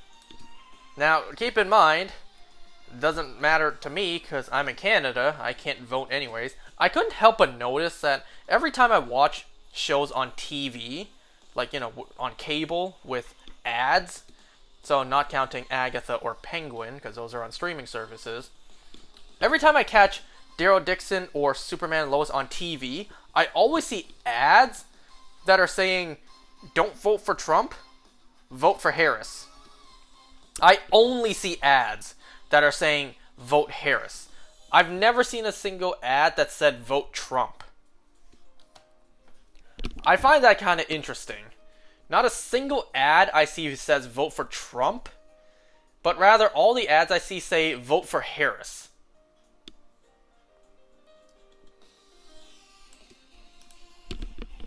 You want to hear something based that my mom said? I'm not kidding you, my mom said this. My mom said she hopes Trump wins because, there's a lot of heat, there's a lot of drama, a lot of tension in the world, and she doesn't think a woman, as president would be able to pretty much, prevent any wars from breaking out. Remember, my mom said this, and she's a woman herself, okay? Obviously. So she doesn't think a woman as president can, prevent anything from happening, prevent a war from happening. So she's hoping Trump wins so that he can actually maybe stop a war, stop any sort of drama from happening or conflict from happening. Yeah, my mom really said she hopes Trump wins because she thinks we're going to enter another war if Harris is voted for president.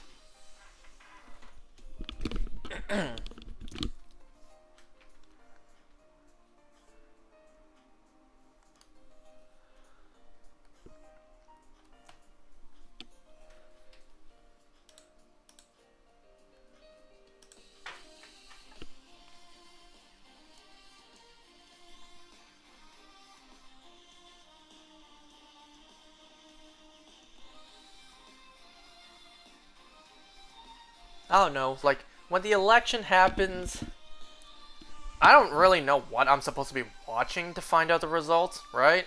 Because they're not exactly counting the ballots and the votes live, right? They're not exactly going through all the papers and stacking them one by one, like, alright, one vote for Trump, one vote for Harris, another vote for Harris, a third vote for Harris, another one for Trump. Like, they're not about to split the papers live on television, right?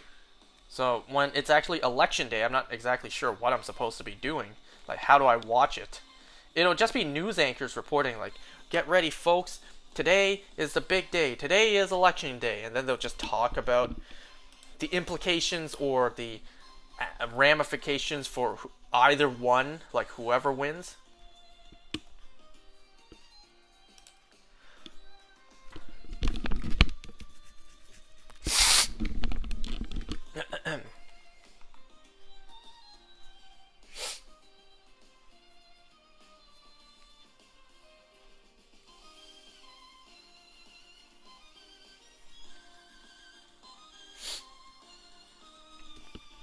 I don't think there's been a more tense and divisive US election than this, right? And we all thought the 2020 election between Trump and Biden, that was tense. No, this is so much more tense, I'm not gonna lie.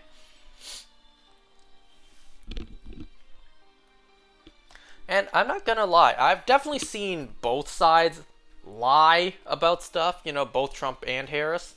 I think I've seen Harris lie more. I think that's just me.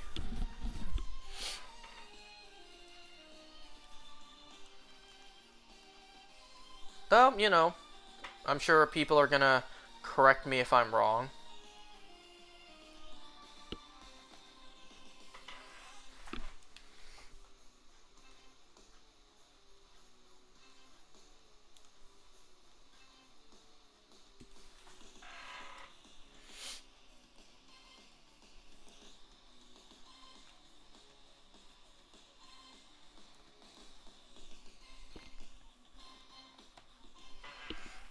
You know, I almost don't want to voice my opinion, because we all know you get crucified for having an opinion these days, especially on the internet.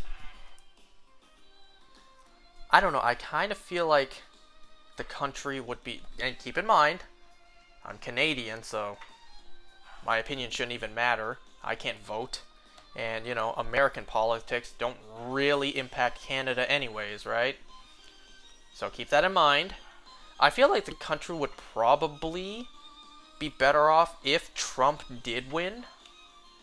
You know, like I said, currently we're 8 days away from the election.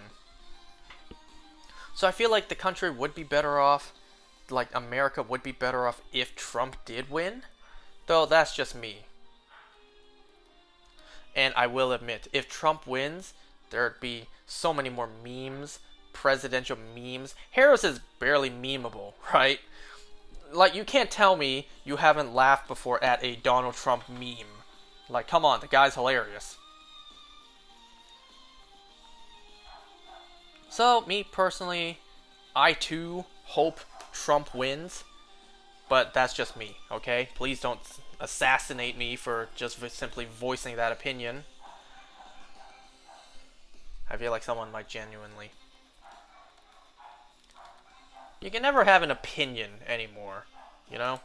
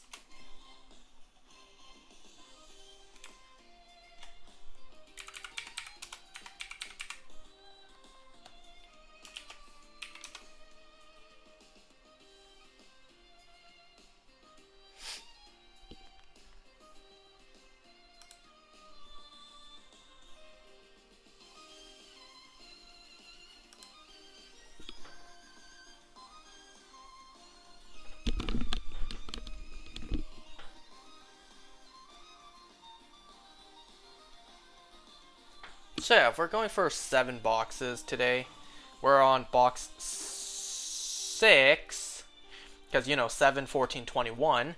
If we were just finishing box 19, so we're on box 20 now. So we have 10 more eggs in this box, and then, you know, one more box, and then done for tonight. So we have 40 more eggs in total to hatch.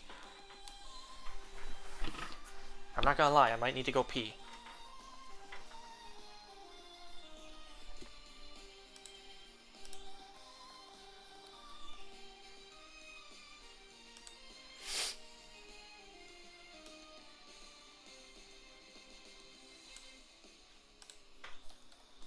Like, I'm trying to think of another music I could play.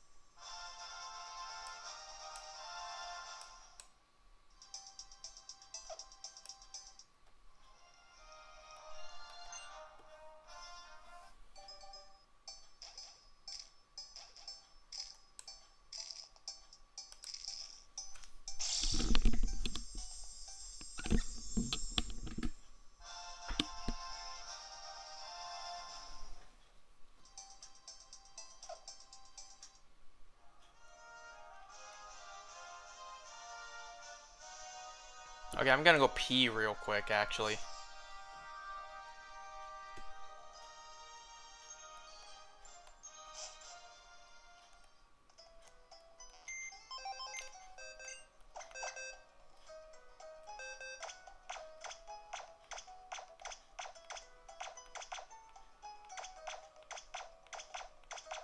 Okay, I'll be right back.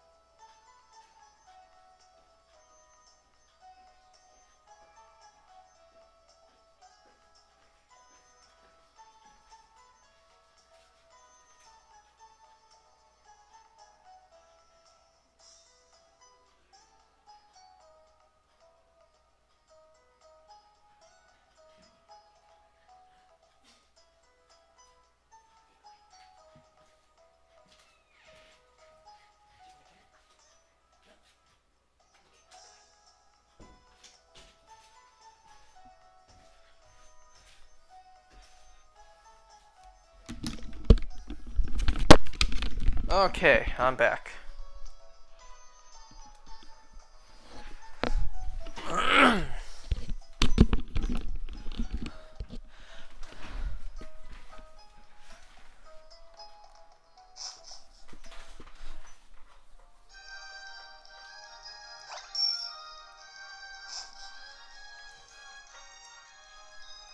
Now that all that water's out of my system, I need to drink some more.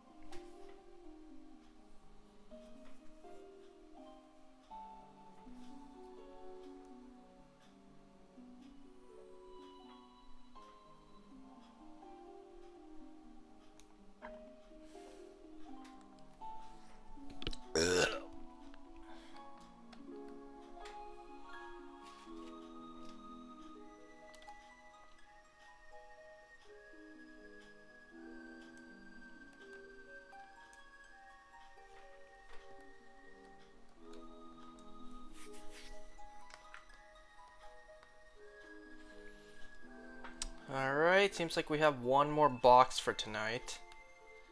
And then next time we will hatch the remaining 6 boxes.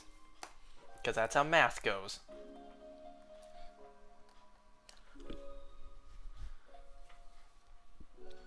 You know, I only have 27 boxes of eggs. So if I do 7 every time I do this, you know, 7, 14, 21, not 28, but rather 27.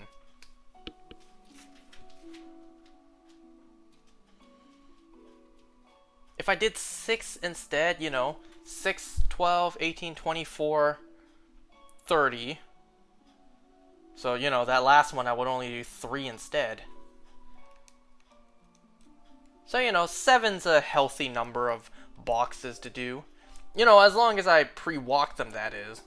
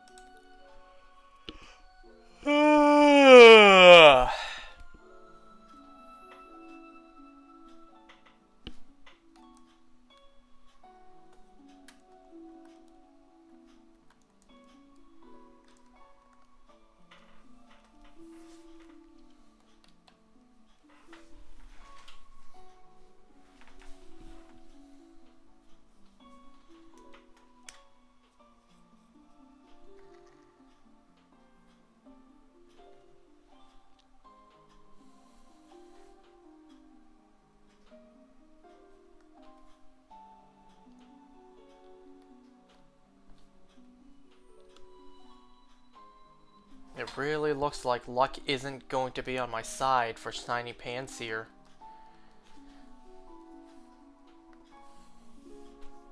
It looks more and more likely that I will indeed need to collect more Pansear eggs. And I cannot move to the actual good-looking shiny, that is shiny Panpour. I'll need to do another round of Pansear. Oh no. It'd be a real shame if I had to do 3. So 810 times 3. What is that? Hold on. 8, 16, 24. So 2,430 eggs. It'd be a shame if it took that many eggs just to get 2 shinies, when the odds are 1 in 512. But, you know, if it takes that many, it is what it is.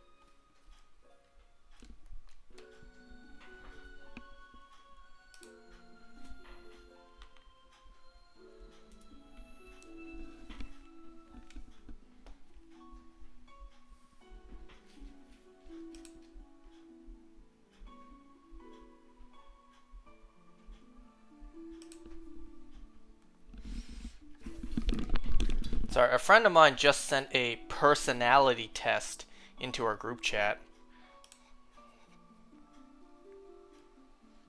This is what he got. He got, your personality type is logistician? Logistician? Logistician. Logistician. I can't even pronounce the word. Logistician. I don't even know what that means. I see maybe logic in the word?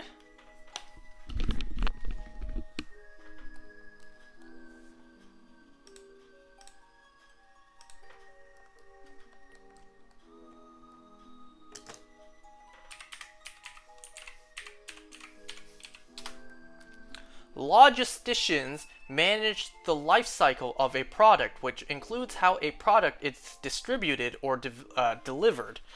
Logisticians analyze and coordinate an organization's supply chain, the system that moves a product from a supplier to consumer. They manage the product's entire life cycle from design to disposal. How is that a personality type? That sounds more like a job position.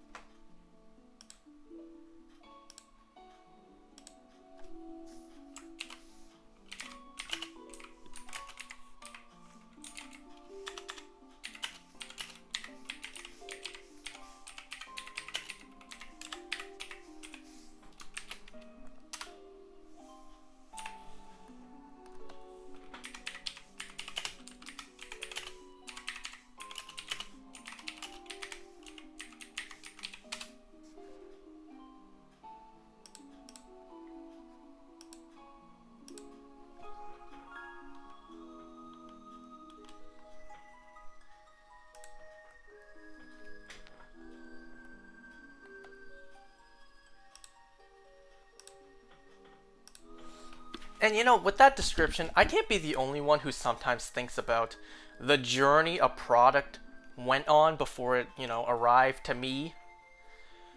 Like, say, food. I don't know, the vegetable or the meat you eat, let's just go with the vegetable. The vegetable you eat was grown at a farm, was, picked out of the ground, harvested, was loaded into a truck, sent to a factory distributor, was packaged, it was in someone's hands, put into a plastic bag with a label on it, shipped out in the back of a truck to a grocery store, and then, eventually you walked by and bought it. Or say a product, because most products are made in China, so let's go with that. The product was, started off as like, I don't know, liquid plastic in a China facility. Then it was molded. It was packaged, shipped out. It was either on a carrier ship or a cargo plane, all the way to, let's say, America. It's like, you ever think about that? You ever think of the journey that a product has been on before it reached you? And then, all that work just for you to eat it and not even think about it. Like, that poor chicken. That poor chicken was raised on a farm, was slaughtered. Its carcass was shipped out, packaged. Eventually, you walked by in the grocery store. You picked it up, you bought it, you ate it without a further thought. Or, you went at a restaurant.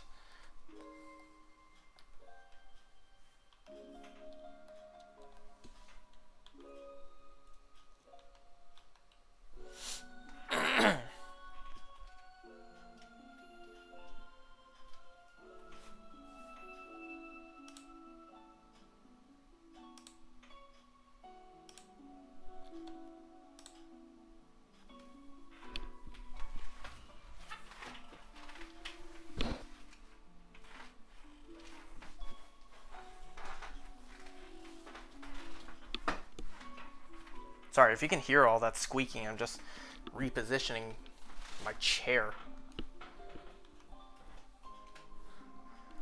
All the years of my heavy ass on this chair, yeah, seen its fair share of wear and tear.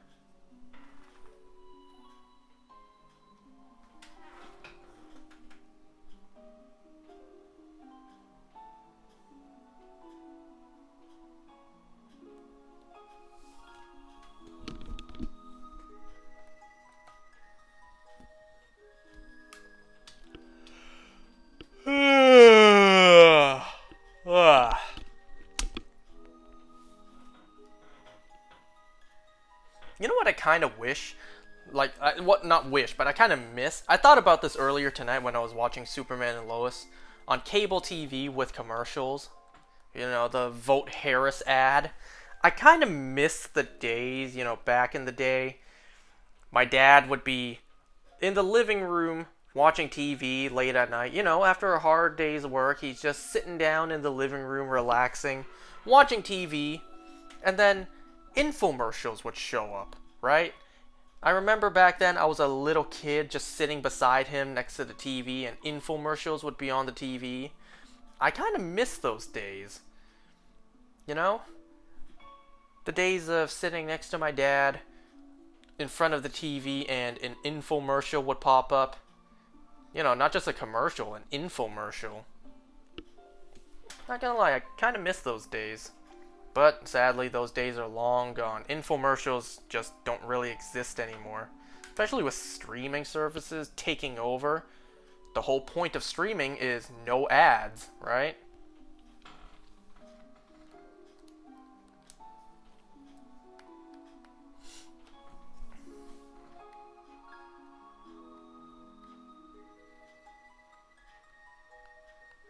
Alright, 10 more eggs. And then we're done for tonight.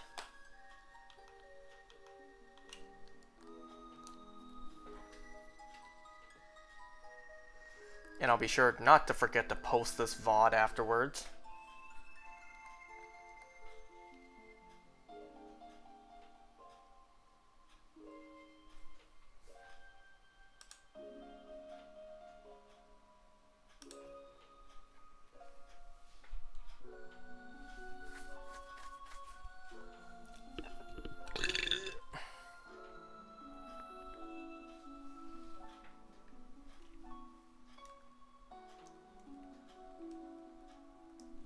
Are these more eggs I forgot to pre-walk? Nope, it says this egg will hatch soon. Had I been patient for like 3 more steps, they would have hatched.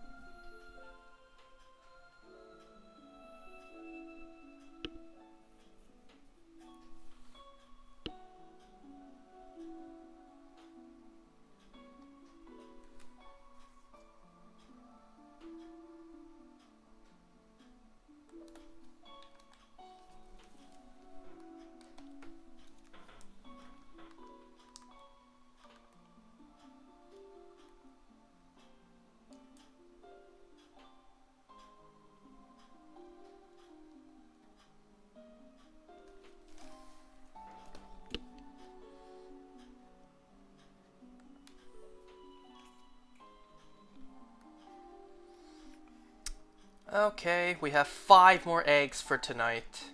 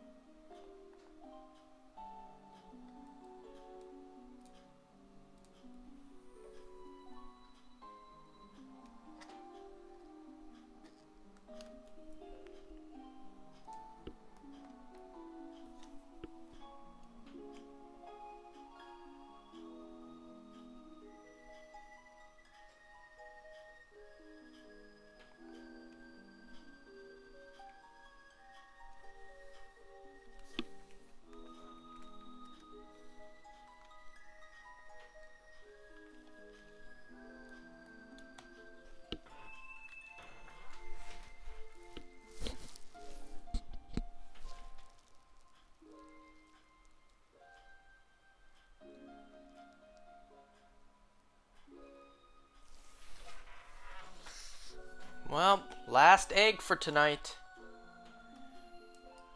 Come on, last egg, please.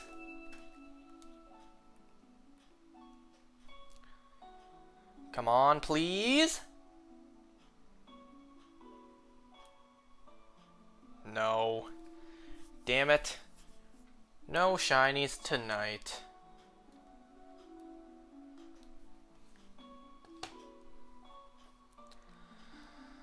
Well, we're gonna have to continue this next time.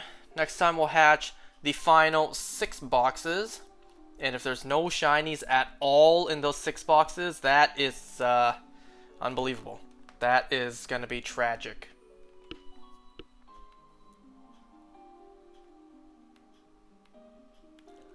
Alright, I'm gonna call this here for tonight.